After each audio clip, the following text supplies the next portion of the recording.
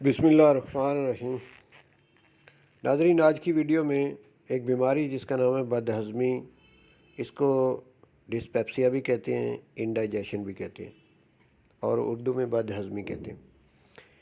इस पर बातचीत करेंगे और इस बीमारी की वजूहात इस वीडियो में बयान की जाएंगी कि क्यों ये बीमारी पैदा होती, असबाब क्या होते हैं, और फिर इसके इलाज के लिए होम्योपैथिक अद्वियात में आपके सामने कुछ रखूँगा। साथ उनकी इलामात भी बताऊँगा कि किन इलामात को मद्देनज़र रखते हुए इन अद्वियात का आप इस्तेमाल करें तो आप अनडाइजेशन या बदहज़मी या डिस्पेप्सिया को ठीक कर सकते हैं। तो आइए चलते हैं, पहले ये देखते हैं पहले हिस्से में कि डिस्पेप्सिया या इंडाइजेशन होता क्या है। इसको आम सादा अल्फाज में बदहज़मी कहते हैं। एक आम सा ये मसला वैसे तो देखने में लगता है, लेकिन इसके पीछे बहुत सी वजूहत होती हैं। सबसे बड़ी वजह ये होती है कि टेंशन या डिप्रेशन में रहने वाले जो लोग हैं उनको भी बदहज़मी हो जाती है। और इसके अलावा दूसरी इसकी वजह ये होती है कि खाने पीने का कोई टाइम टेबल सही तरीके से सेट ना किया गया हो और जब जी चाहे खाना खा लिया, तो इस तरह से भी डिस्पेप्सिया का शिकार पेशेंट जो हैं वो हो जाते हैं। और इसके अलावा कोई अचानक सदमा आ जाना या इस किस्म की कोई ख़बर जो है जिसमें कि कोई दुख या सदमा पाया जाता हो, उसके भी मैदे के ऊपर बुरे असरात पड़ते हैं और इससे बदहज़मी हो जाती है। और इसके अलावा कुछ और वजूहत ये हैं कि जिनमें सिगरेट का बहुत ज़्यादा इस्तेमाल करना या चाय का बहुत ज़्यादा इस्तेमाल करना, या इसके अलावा एक वजह यह भी होती है कि कुछ घरों में खाने जो हैं वो उनका कोई सही तरीके से वो हफ्तावार कोई वो बैलेंस डाइट का कोई चार्ट नहीं बनाया होता। अगर एक घर में एक खाना पकता है तो 7 दिन मुसलसल वही पकता रहता है, यानी बैलेंस डाइट नहीं होती। खाना अदल बदल के कि जिस दिन एक दिन सब्ज़ी हो, दूसरे दिन गोश्त हो, फिर दाल हो, इस तरह करके अदल बदल के अगर खाना खाया जाए तो वो बैलेंस डाइट होती है, उससे भी मैदा ठीक रहता है। लेकिन बदकिस्मती से ज़्यादातर घरों में ऐसे ही है कि जो चीज़ उन लोगों को पसंद हो तो वही पूरा हफ्ता वो पकाते रहते हैं और खाते रहते हैं, तो इससे भी मैदा ख़राब होता है और डिस्पेप्सिया का शिकार हो जाते हैं।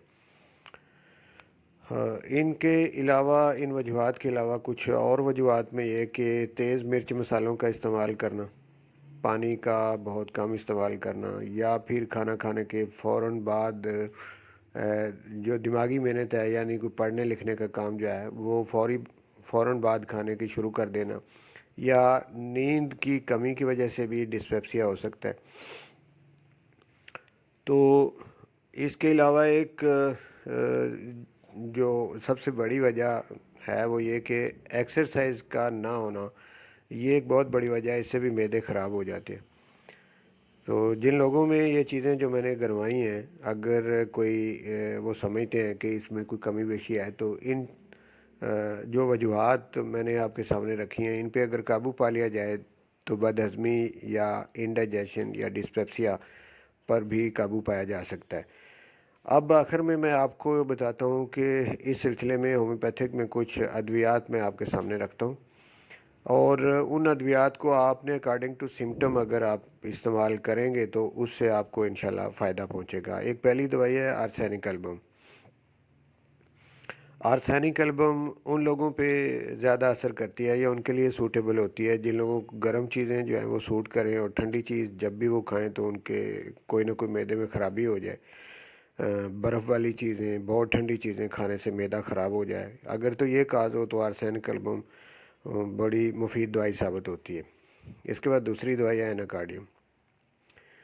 एनाकार्डियम की सबसे बड़ी अलामत यह है कि मरीज़ को कुछ खाने के बाद सुकून मिलता है। अगर तो खाना खाने के बाद उसको सुकून मिलता हो तो ये एक सबसे बड़ी अलामत है एनाकार्डियम की। तो इसी अलामत पे डिस्पेप्सिया के जो मरीज़ हैं उनके लिए एनाकार्डियम तजवीज़ की जा सकती है। इसके अलावा इस दवाई में नाजिया वोमिटिंग यानी मतली और कैं और डकार आना ये भी अलामतें हैं। اس کے بعد ایک تیسری دوائی ہے ایپیکاک۔ ایپیکاک کی سب سے بڑی علامت یہ ہے کہ اس میں نازیہ وومٹنگ یعنی دل خراب ہونا اور وومٹنگ ہونا، یہ اس کی سب سے بڑی علامت ہے، اور یہ بار بار عمل ہوتا ہے، یہ نہیں کہ ایک آدھ دفعہ، یہ بار بار یہ نازیہ وومٹنگ کا عمل جو ہے اس مریض کے ساتھ پایا جاتا ہے۔ اگر یہ کثرت سے یہ علامت پائی جائے تو پھر ایپیکاک دوائی بد ہضمی کو بھی ٹھیک کرتی ہے، نازیہ وومٹنگ کو بھی ٹھیک کرتی ہے۔ اگلی دوائی ہے اینٹیمونیم کروڈم۔ اس دوائی کی پہچان یہ ہے کہ ایسے مریض جن کو ڈائریا ہو جائے یا کبھی قبض ہو جائے، کانسٹیپیشن ہو جائے اور کبھی ڈائریا ہو جائے، یہ عدل بدل کے یہ دونوں بیماریاں ان میں اکثر آتی رہتی ہیں، اور منہ کے اندر میٹھی رال یعنی میٹھا پانی ان کے منہ میں ہر وقت رہتا ہو، پیٹ ان کا پھولا ہوا ہو، ڈکاریں ان کو آتی ہوں، تو یہ 5-6 علامات ہیں۔ ان علامات کو دیکھتے ہوئے اینٹیمونیم کروڈم دوائی بڑی کامیاب دوائی ہوتی ہے۔ اس کے بعد اگلی دوائی ہے امونیم کارب۔ امونیم کارب کی پہچان یہ ہے کہ مریض کو شدید بھوک لگتی ہے، بہت زیادہ بھوک لگتی ہے، اور جب وہ کھانا کھاتا ہے تو معدے میں درد شروع ہو جاتی ہے، شدت سے بھوک لگتی ہے اور کھانے کے بعد درد ہو جاتی ہے، یہ دو بڑی علامتیں۔ اس کے بعد پیٹ پھولا ہوا ہوتا ہے لیکن مریض زیادہ کھانا بھی نہیں کھا سکتا، بھوک شدت سے لگتی ہے، چند لقمے کھا کے پھر اس کا پیٹ بھر جاتا ہے۔ یہ 3-4 بڑی علامتیں ہیں امونیم کارب کی۔ اگر یہ علامات ملیں تو یہ دوائی بڑی مفید ثابت ہوتی ہے۔ اور اس کے بعد اگلی دوائی ہے ایبیز نائگرا۔ یہ دوائی بوڑھے لوگ جو ہیں ان میں زیادہ مفید یہ ثابت ہوئی ہے، اور اس کی علامت یہ ہے کہ شام کے وقت بھوک بہت زیادہ لگتی ہے، اور بھوک ناقابل برداشت ہوتی ہے، لگتی زیادہ شام کو ہے۔ اور پھر تیسری علامت اس کی یہ ہے کہ بدبودار کھٹی ڈکاریں اور منہ سے بھی بدبو آتی ہے۔ یہ 3-4 علامات اگر ملیں تو پھر یہ دوائی بڑی کامیاب دوائی ہے۔ اس کے بعد آگے ایک اور دوائی ایلومینا۔ ایلومینا کا استعمال آپ نے کب کرنا ہے، کن لوگوں میں کرنا ہے؟ یہ وہ لوگ جو مٹی کھاتے ہوں، کوئلہ کھاتے ہوں، سیمنٹ کھاتے ہوں، یا اس قسم کی چیزیں جو ہیں کھانے سے ان کا پیٹ خراب ہوا ہو، اور اس کے علاوہ آلو کھانے کا بہت زیادہ ان میں شوق پایا جاتا ہو۔ ان لوگوں کے جب پیٹ خراب ہوتا ہے تو ان پہ ایلومینا 30 بڑی کامیاب دوائی ثابت ہوتی ہے۔ اس کے بعد اگلی دوائی ہے پلساٹیلا۔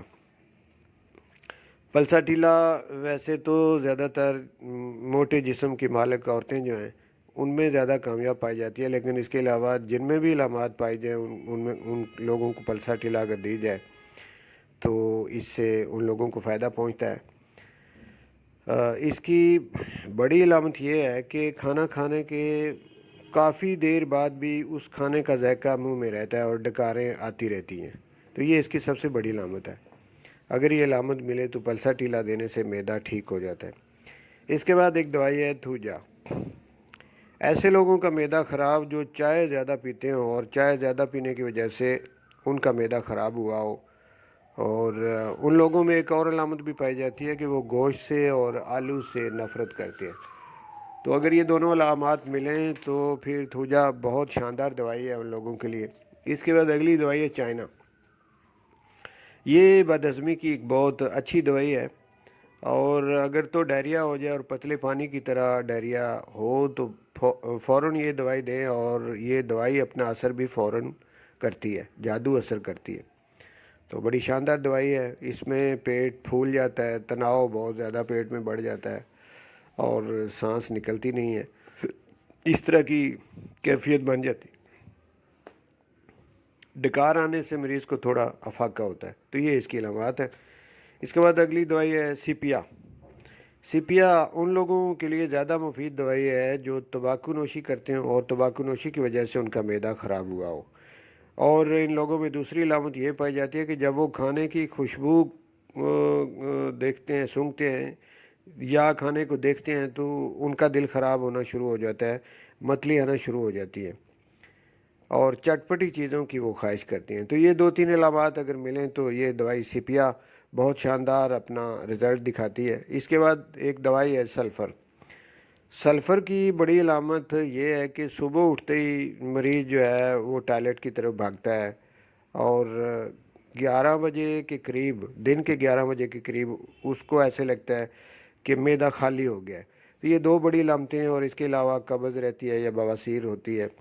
تو یہ 3-4 علامات جو ہیں، یہ اگر ملیں تو سلفر بڑی کامیاب دوائی ہے، خاص کر کے کرانک فیز میں اس کو اگر آپ دیں تو بڑی شاندار دوائی ہے۔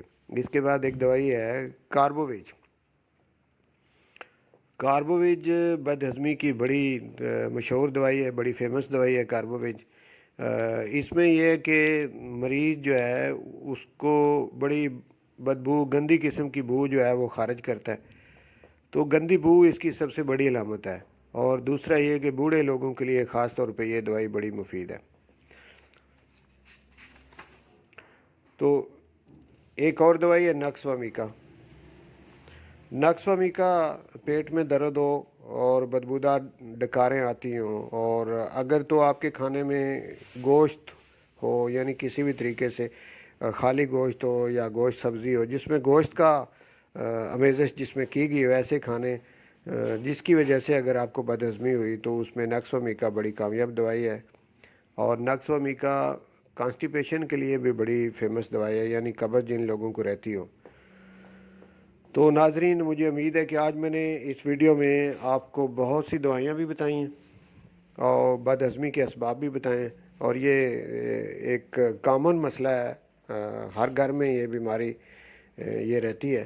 تو یہ ویڈیو مجھے امید ہے کہ آپ کو اس کے لیے بڑا فائدہ دے گی، یہ مفید ثابت ہوگی ویڈیو آپ کے لیے، اور انشاءاللہ اسی طرح کی اور ویڈیو لے کر آپ کی خدمت میں دوبارہ حاضر ہوں گا۔ بہت شکریہ۔